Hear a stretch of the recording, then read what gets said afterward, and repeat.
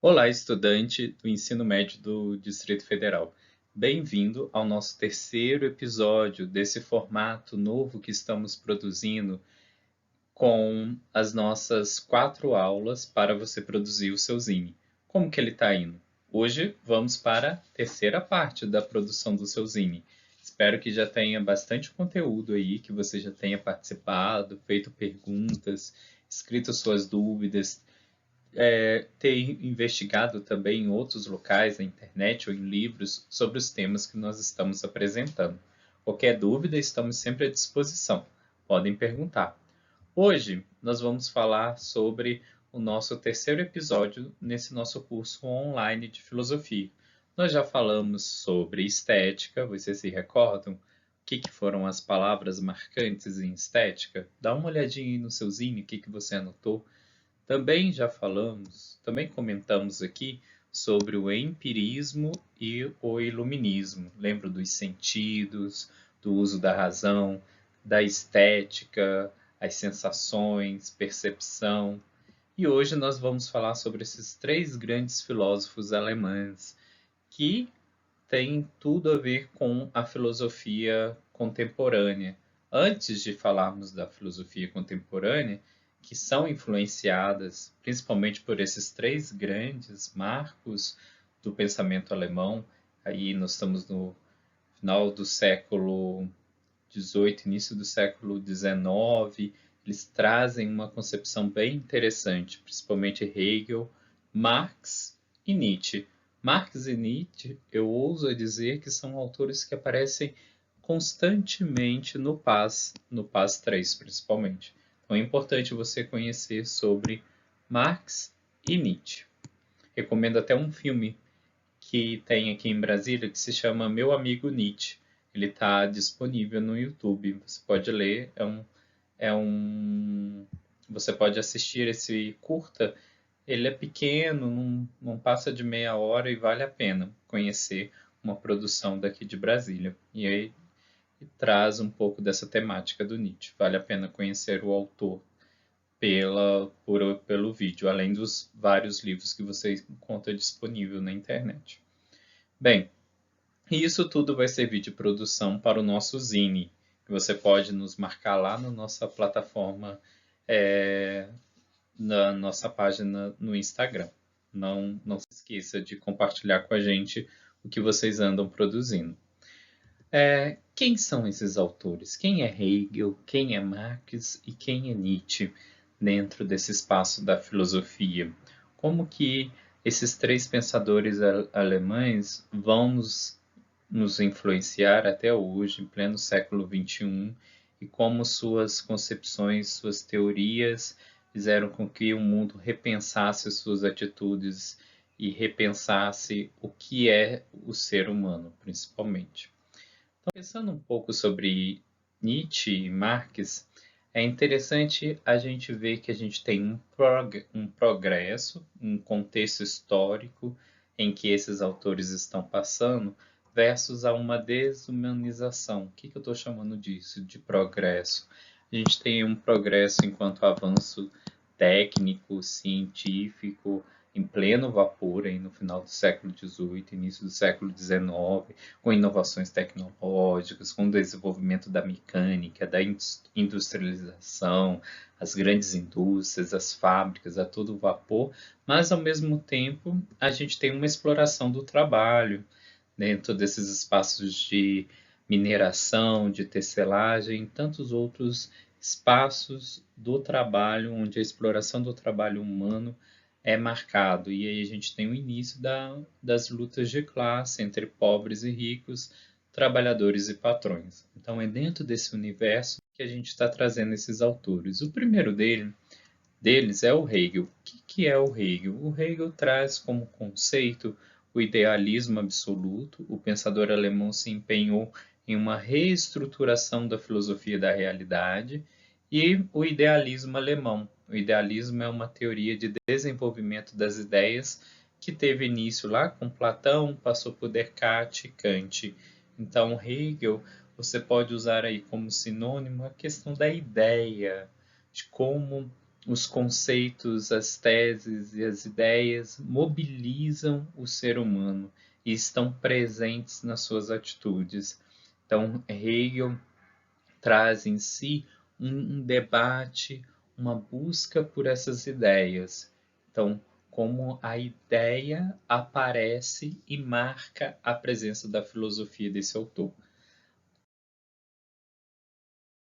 É interessante marcar que, para Hegel, na filosofia da história, ela é construída em momentos de contradição. O que ele está chamando disso? Num processo de antítese que se contrapõe à tese, fazendo surgir uma etapa superior que é a síntese.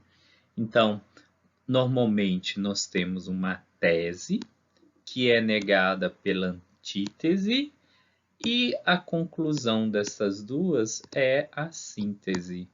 Isso é um movimento histórico para Hegel das mudanças e da transformação do mundo que nós vemos. Por exemplo, eu trouxe uma charge da Mafalda para ilustrar um pouco essa situação posta pelo Hegel aí para nós. Mafalda está na praia, está vendo um caranguejo, e aí ela diz: o futuro é para frente. Você não ouviu? O futuro é para frente. Reacionário. Que mania de andar para trás, que bicho mais sem futuro. Você é um bicho estúpido sem futuro, a Mafalda diz. E aí a Mafalda olha para frente. Ou será o futuro é tão ruim que ele está voltando? Então, como é esse movimento de tese, síntese e antítese frente ao que a Mafalda está nos apresentando? Qual é a tese? Qual é o futuro? Sempre à frente? Antítese? Ir atrás? Qual é a síntese dessa pequena história que a gente mostra? Qual é o debate de ideias apresentado na charge? Então, é uma forma da gente investigar um pouco desse conhecimento hegeliano. Se você quer saber mais sobre o assunto, procura, investiga, lê um pouco mais sobre Hegel. Se tiver dúvida, pode nos perguntar aqui. Pensando em Hegel, logo após, a gente traz um pouco Marx aqui para o nosso debate da nossa sala. Marx você já deve ter ouvido falar facilmente aí na grande mídia, na política brasileira, muitos usam a palavra comunista, que vem justamente da teoria do desenvolvimento desse grande autor do século, que é Karl Marx. Então, filósofo alemão, um dos pensadores mais influentes do mundo contemporâneo, a inclusão da filosofia dentro das diferentes atividades políticas. Então, Marx dá traz essa roupagem à política com os conceitos da filosofia. Vamos ver um pouco. Então, a gente traz aqui para o debate a questão da luta de classes, por exemplo. A luta de classes é o motor da história, a qual sofre uma transformação por um proletariado revolucionário e assalariado, destituído dos meios de produção e se veem obrigados a vender sua força de trabalho. Então, como é essa luta de classes desenvolvida por Marx na sua teoria? É interessante a gente ver Marx com o olhar da sociologia. Acredito que vocês já devem ter estudado muito sobre Marx em sociologia, em como a mobilização histórica posta por Marx pelos trabalhadores faz com que a forma como a gente se empenhe em transformar e mudar o mundo. Então, essa luta social posta por Marx é uma luta em que as classes se veem destituídas de bens e têm que ir à busca disso. E como se essa transformação acontece? Essa transformação, essa mobilização acontece via a comunhão dos trabalhadores. Então, essa mobilização vinda dos trabalhadores frente a uma sociedade hierarquizada e não igualitária, e sim que vislumbra um acúmulo do capital constante, né? Depois de vermos Hegel, Marx, a gente passa a estudar um pouco do Nietzsche. Então, aqui eu trago para vocês apenas os autores que eu acho interessante vocês continuarem pesquisando, se instigarem. Eu estou aqui apenas apresentando para vocês um pouco desses autores que Você pode até ir nas provas do PAS, do Enem, procurar no Google como esses autores e qual é a teoria elaborada por eles está aparecendo nas questões, que são autores presentes nessas provas, assim como pode ser autores presentes no seu zine, naquilo que você está construindo aí na sua charge. Eu acho que você vai ter um senso de criatividade grande para desenvolver aqui. Não vai faltar fonte para você consultar e colocar o que você está entendendo sobre Hegel, Marx e o Nietzsche agora. O Nietzsche ele também é um filósofo alemão que desenvolveu uma filosofia crítica do comportamento humano, repleta de aforismos. E aí a gente se pergunta o que é um aforisma?